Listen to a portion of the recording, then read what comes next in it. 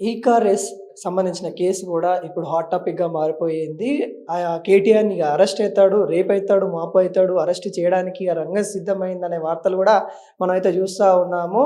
ఈ car race సంబంధించిన case గూడా ఇగ ఫోర్త్ గేర్ ఏసేసింది. గ్రీన్ సిగ్నల్ ఇటు గవర్నర్ నుండి వచ్చిందన్నట్టు గూడా కొన్ని అయితే వస్తా ఉన్నాయి. ఈ కేసయితే మరి ముందుకెళ్తా ఉంది. దాంట్లో భాగంగా కేటీఆర్ అరెస్ట్ అయితారన్న వార్తలైతే జూస్తా ఉన్నాం. మరి ఈ కేసు గురించి పూర్తిగా సమాచారం తెలుసుకునే ప్రయత్నం అయితే చేద్దాం. మనతోని BRS party general secretary advocate Soma Bharath Kumar గారు అయితే ఉన్నారు. మాట్లాడించే ప్రయత్నం చేద్దాం. సార్ ఎట్లా చూస్తా ఉన్నారు ప్రధానంగా ఈ కేసు చాలా రోజుల నుండి ఇట్లా వస్తూనే ఉంది. ఈరోజు మరోసారి మరి ఏదైతే గవర్నర్ గ్రీన్ సిగ్నల్ ఇవ్వడానికి కూడా అరెస్టు చేయడానికి ఇక సిద్ధమైపోయినాం, ఇక రంగం సిద్ధమైంది అన్నట్టుగా వార్తలు వస్తున్నాయి. వీటిని అన్నిటిని ఎలా వస్తా ఉన్నారు? అసలు అదొక కేసే కాదండి. దాంట్లో కేసు లేదు. కక్ష సాధింపు చర్యలలో భాగంగా కాంగ్రెస్ ప్రభుత్వము ఒక కేసును లేని కేసును ఉన్నట్టుగా చూపించే ప్రయత్నం చాలా జరుగుతూ ఉంది. దానికి మళ్ళీ ప్రభుత్వ ధనాన్ని, ప్రభుత్వ ఉద్యోగులను ఉపయోగించే వాళ్ళు చేస్తూ ఉన్నారు. ఈ కార్ రేస్ చరిత్ర తెలుసుకోవాలి. అసలు ఈ కార్ రేసుల చరిత్ర తెలుసుకోవాలి. ఏదో ఒక గొప్ప ఉద్దేశంతో కార్ రేసులు జరుగుతాయి. అది ఒక వినోదం కాదు. అది వినోదమో లేకపోతే వేరే కాదు. ఒక రాష్ట్రము, తర్వాత ఒక ప్రాంతము, తర్వాత ఒక నగరం యొక్క అభివృద్ధి కోసం చేయాల్సిన అనేక పనులు ఏవైతే ఉంటాయో దాంట్లో భాగంగా జరిగింది. దానికి కేంద్ర మంత్రులు వచ్చి అటెండ్ అయినారు. శాసనసభ్యులు, మంత్రులు, ఇక్కడ రాష్ట్ర ప్రభుత్వంలో ఉన్న వాళ్ళందరూ కూడా వచ్చి పార్టిసిపేట్ చేసినారు. ఎందుకు చేసినారు? అనేక మంది అనేక రాష్ట్రాల నుంచి అనేక పారిశ్రామికవేత్తలు వచ్చినారు. దాని ఉద్దేశాలు ఏంటంటే, ఇప్పుడు battery car, battery scooter, battery auto, బ్యాటరీతో నడిచేది, పెట్రోలు, డీజిల్ ఇవన్నీ లేకుండా మామూలుగా ఏముంటుందండి. ఇప్పుడు ఇవన్నీ వచ్చినాయి. వచ్చి కూడా ఒక 2 సంవత్సరాలు అవుతుంది. అంటే విస్తృతంగా వచ్చి 2 సంవత్సరాలు అవుతుంది. టెక్నాలజీ ఇన్వెంట్ చేసి దాన్ని ప్రయోగంలో మొదలుపెట్టి ఒక 15-20 సంవత్సరాల నుంచి నడుస్తుంది. కానీ గత 2 సంవత్సరాలలో దానికి ట్రాక్షన్ వచ్చింది. ఎందుకు వచ్చింది? ఇప్పుడు 20 ఏళ్ళ నుంచి వచ్చిన తర్వాత మరి అప్పటి నుంచి ఎందుకు ఈ కార్లు అన్నీ, డీజిల్ కార్లన్నీ ఎందుకు పోలేదు, పెట్రోల్ కార్లను ఎందుకు పోలేదు? ఎందుకు అని అంటే దాని మీద అనుమానాలు ఉంటాయి ప్రజలకి.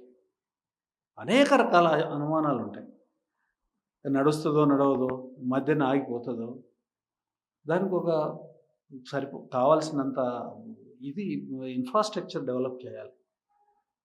ఇవి డెవలప్ చేయాలని, అవి డెవలప్ చేస్తే తప్ప దానికి సంబంధించిన ఇండస్ట్రీస్ రావు. మీకు చెప్పాను, ఈ మధ్యకాలంలో దానికి ఒక ట్రాక్షన్ వచ్చింది. ఆ ట్రాక్షన్ వచ్చినప్పుడు మనకి ఇంత మునుపు ఉన్న గతంలో ఉన్న ప్రభుత్వాలు హైదరాబాద్కి ఉన్న ఇన్ఫ్రాస్ట్రక్చరు ఇంత మునుపు ఒక ఇండస్ట్రియల్ ఇన్ఫ్రాస్ట్రక్చర్ ఉండేది. ఒక 30-40 సంవత్సరాల క్రితం మంచి ఇండస్ట్రియల్ మ్యానుఫ్యాక్చరింగ్ సెంటర్గా ఉండేది.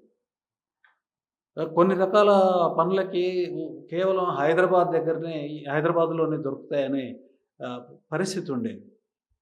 మనకు ఒక ముఖ్యమంత్రి వారు ఐటీ, కేవలం ఐటీ అనేది, తర్వాత టూరిజము, ఐటీ ఇవి మాట్లాడేసేసి చివరికి ఏంటంటే ఇండస్ట్రియల్ ఉత్పత్తి కానివ్వండి, ఇండస్ట్రియలైజేషన్ కానివ్వండి, ఉన్న ఇండస్ట్రీ సఫర్ అయిపోయినాయి, అంటే నాశనం అయిపోయినాయి.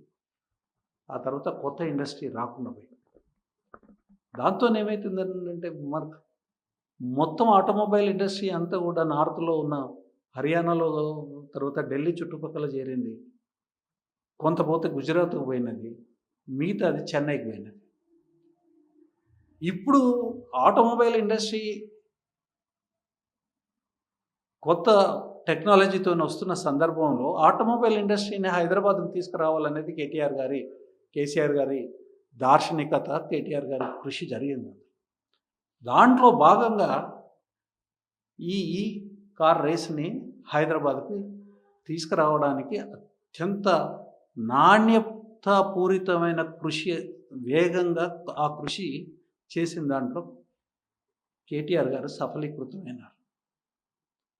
ఆ రోజుల్లో ఉన్న పరిస్థితులని ఆధారంగా చేసుకొని తప్పనిసరి పరిస్థితుల్లో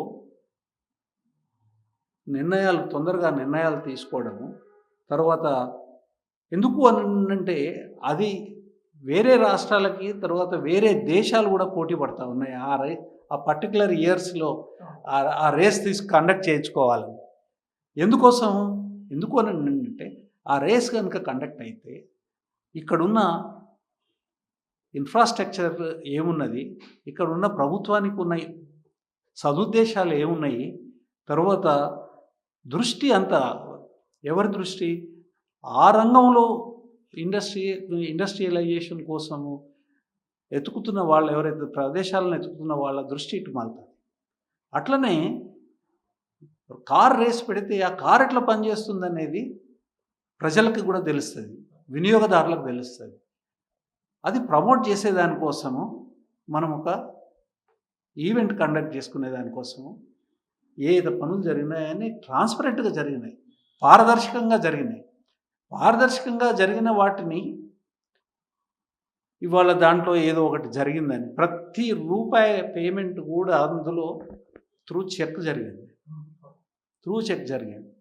తరువాత ఒక పైసా కూడా మంత్రి గారికి సంబంధం లేకుండానే అధికారులు నిర్ణయాలు తీసుకున్నారు. అధికారులు ఆ నిర్ణయాలను మంత్రి గారి ముందు పెట్టినారు. మంత్రి గారు ఆ నిర్ణయాలు సరిగా ఉన్నాయి కాబట్టి వాటిని ఎండార్స్ చేసినారు.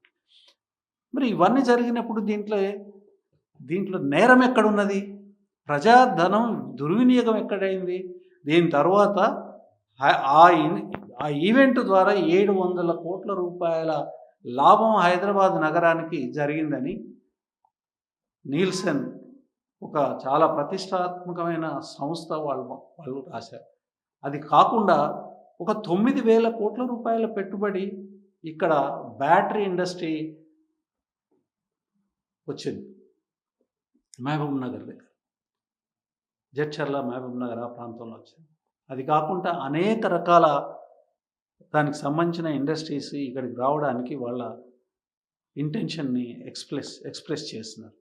తర్వాత విపరీతంగా ఇప్పుడు మనం చూస్తూ ఉన్నాం. ఇంత మునుపు ఆ ఈవెంట్ కన్నా ముందుకి, ఆ ఈవెంట్ కన్నా తరువాత బ్యాటరీ కార్ల వినియోగం బ్రహ్మాండంగా పెరిగింది. బ్యాటరీ కార్ల వినియోగం పెరగడమే కాదు, వాటికి సంబంధించిన ఇన్ఫ్రాస్ట్రక్చర్ కూడా పెరిగింది. ఎక్కడ పడితే అక్కడ రీఛార్జింగ్ సెంటర్స్ వచ్చినాయి. మరి ఇవంతా లాభం జరిగిందా, నష్టం జరిగిందా? ఇంత మంచిగా జరిగిన ఒక ఈవెంట్ని అంటే ప్రతిఫలాన్ని కనిపించేటట్టుగా ఇచ్చిన ఒక ఈవెంట్ మీద ఈ దుబ్బెందుకు వస్తున్నారు? ఈ దురుద్దేశాలు ఎందుకు ఆపోదిస్తున్నారు? తర్వాత ఈ ఎమోషన్స్ ఎందుకు క్రియేట్ చేస్తున్నారు? ఇంకా ఇవాళ అరెస్ట్ చేస్తారు, రేపు అరెస్ట్ చేస్తారు. ఇది అవసరమా? ఇది ఎవరికి అవసరం? ఇది రాజకీయంగా విఫలమైన వాళ్ళకి, వాళ్ళ తప్పిదాలు కప్పిపుచ్చుకునే దానికి ఇట్లా బురద పూసి ఒక ఎమోషన్ని క్రియేట్ చేసి వాళ్ళ ఫెయిల్యూర్స్ని ప్రజలు పట్టించుకోకుండా ఉండేదానికోసము, వాళ్ళ కాంగ్రెస్ పార్టీ ఫెయిల్యూర్స్ని ఎత్తి చూపే అంటే చాలా పవర్ఫుల్గా దాన్ని ఎక్స్పోజ్ చేయగలిగింది కేటీఆర్ గారు, హరీష్ రావు గారు. వీళ్ళందరి మీద ఏదో ఒక కేసులు పెట్టాలి, వీళ్ళని అట్లా అదర్వైజ్ ఎంగేజ్ చేయాలి. తర్వాత వీళ్ళు మాకు అడ్డం పడుతున్నారు కాబట్టి కక్ష తీర్చుకోవాలి, కాబట్టి కక్ష సాధింపు చర్యలలో భాగంగా ఈ కేసు పెడుతున్నారు తప్ప ఇందులో ఈసమంతా కాదు, న్యాయ పైస అంతా కూడా నిజం లేదు. నేను ఆ కేసు మొత్తం నేను చూసినాను, చదివినాను, అది నిలిచేది కాదు. అంటే ప్రధానంగా ఏం ఆరోపిస్తూ ఉన్నారంటే ఒక 55 కోట్ల రూపాయలు ఒక సంస్థకి ట్రాన్సాక్షన్ జరిగినాయి. మళ్ళీ వాళ్ళు ఎలక్ట్రాన్ బాండ్ రూపంలో బీఆర్ఎస్ పార్టీకి 40 కోట్లకు పైనే ఇచ్చారు అనేది ప్రధాన ఆరోపణలు వస్తున్నాయి. దీంట్లో వాస్తవం ఎంత ఉందని అంటారు? ఎవరు ఏవి ఇచ్చిండ్రు, ఏమి ఇవ్వలేదు అనేది చాలా స్పష్టంగా డిక్లేర్ చేస్తారు. ప్రతి పార్టీకి ఇచ్చిన డబ్బు, ఇండస్ట్రియలిస్టులు ప్రతి పార్టీకి ఇచ్చిన డబ్బు డిక్లేర్ చేస్తారు. బీఆర్ఎస్కి ఇచ్చిన వాళ్ళు ఎవరైనా ఉంటే వాడు కాంగ్రెస్కి ఇవ్వలేదా, వాడు బీజేపీకి ఇవ్వలేదా అనేది ముందుగా చెప్పండి. మీరెందుకు తీసుకున్నారు? ఎవరెవరి దగ్గర తీసుకున్నారు మీరు? ఎట్లాంటి చరిత్ర ఉన్న వాళ్ళ దగ్గర తీసుకున్నారు? ఇందులో తీసుకున్నారని నేనేం చెప్పట్లేదు. వాళ్ళు ఇచ్చినారా తీసుకున్నారా నేనేం చెప్పట్లేదు. కానీ మీరు ఎవరెవరి దగ్గర కేసులు మాఫీ చేయడానికి బీజేపీ పార్టీ తీసుకున్నారు. కేసులలో ఉన్నోళ్ళ దగ్గర కాంగ్రెస్ పార్టీ తీసుకున్నారు. ముందు మాట్లాడిన దాని గురించి. ఒక మంచి పని చేస్తే దానికి మీరు ఇంకెక్కడి నుంచో లింక్ పెట్టి మసిపోయి, నేను అదే చెప్తా ఉన్నా. ఉద్దేశం ఏంటంటే బురద పోయాలి. వాళ్ళ బురద బయటకు కనిపించకుండా, వాళ్ళ మీద పడ్డ బురదని బయటకు కనిపించకుండా ఉండేదానికోసం ఎదుటి వాళ్ళ మీద బురద చల్లాలి. గంతే కార్యక్రమం తప్ప ఇందులో అంతేం లేదు. 55 కోట్ల రూపాయలు మాట్లాడుతూ ఉన్నారు కదా. ఈ ప్రభుత్వంలో వందల కోట్ల రూపాయలు, వేల కోట్ల రూపాయలు ఏ రకంగా ఖర్చు పెట్టినారు? ఇదే కనుక బెంచ్ మార్క్ అయితే, ఈ కేసులో ఏదైతే ఏ ఆధారాలతోనైతే మీరు చేస్తున్నారో మీ మీద 50 కేసులు పెట్టవచ్చు. 50 కేసులు పెట్టవచ్చు. ప్రచారం కోసం మీరు ఖర్చు పెట్టిన ఖర్చు 5,000 కోట్లు దాటింది మీరు వచ్చిన కానించి. ఈ 5,000 కోట్లు ఈ నామినేషన్ బేసిస్ మీద ఇచ్చిన ఎన్ని ఉన్నాయి? తర్వాత కాంట్రాక్టర్లని పార్టిసిపేట్ చేయనీయకుండా, తర్వాత మంచి మంచి కాంట్రాక్టర్స్ని రీక్వాలిఫికేషన్లో ఎలిమినేట్ చేసి మీకు కావాల్సిన వాళ్ళకి ఎన్ని కాంట్రాక్టులు ఇచ్చినారు? ఈ 55 కోట్లు ఈకే కాదు, ఎంట్రుక కూడా కాదు. ఎవరిని మభ్యపెట్టదలుచుకున్నారు మీరు? ఈ 55 కోట్లు సద్వినియోగం అయినాయి. 700 కోట్లు, 55 కోట్లు ఖర్చు పెట్టినాడు 700 కోట్లు వచ్చినాయి. ఈ రాష్ట్రంలో 700 కోట్లు ఖర్చు పెట్టినారు. దాని మీద ఒక జిఎస్టీ ఏదైతే ఉందో ఆ జిఎస్టీతోనే 55 కోట్లు పోయినాయి. అది కాకుండా బోల్డంత ఇండస్ట్రీ పెరిగింది. ఇక్కడ కార్ల మీద అవగాహన వచ్చింది ప్రజలకి. అన్నిటికన్నా హైదరాబాద్ ప్రతిష్ట పెరిగింది. దాని మీద మాట్లాడండి. మోకాలకి బోడిగుండుకి ముడేస్తారు. ఇది తప్పు కదా. జనం ఆలోచిస్తారండి, ప్రజలు ఆలోచిస్తారు. మాకు ఏ రకమైన అనుమానం లేదు. వాళ్ళకన్నా మేము కొన్ని వేల రెట్లు చాలా బెటర్ పరిపాలన ఇచ్చినాం. వాళ్ళు 70 తెలంగాణ వచ్చే నాటికి 67 సంవత్సరాలు స్వతంత్రం వచ్చి 67 సంవత్సరాలలో పరిపాలించింది కాంగ్రెస్ పార్టీ. 50 సంవత్సరాలు, దగ్గర 45 సంవత్సరాల పైన వాళ్ళే పరిపాలించారు. 45 సంవత్సరాలు పరిపాలించిన కాంగ్రెస్ పాలనలో జరిగిన అభివృద్ధి కేవలం 9.5 సంవత్సరాలు, దాంట్లో 2 సంవత్సరాలు కోవిడ్ ఉంది. 6 సంవత్సరాలు బడ్జెట్ లేదు. అది 6 నెలలు బడ్జెట్ లేదు. 2.5 సంవత్సరాలు పోతే 7 సంవత్సరాలలో తెలంగాణ సాధించింది ఇది ప్రజలకు బ్రహ్మాండంగా తెలుసు. మీతో మేము కంపేర్ చేసుకునే అవసరమే లేదు. ఎందుకనంటే యు ఆర్ నోవేర్ నియర్ అస్. మా పార్టీకి మీరు ఎక్కడ దరిదాపులో కూడా లేరు. మీ అక్కసంత ఏంటంటే తెలంగాణ ఏర్పడిన తర్వాత తెలంగాణ ఒక ఫెయిల్డ్ స్టేట్ కావాలని కోరుకున్నారు. మీరు ముఖ్యమంత్రి గారు, ఆయన గురువు గారు ఇద్దరు కోరుకున్నారు.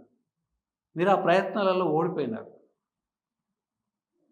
మీరు ఒక మోసపూరితమైన ప్లాన్ తీసుకొని ప్రజల్ని మభ్యపెట్టి మోసం చేసి గెలిచినారు.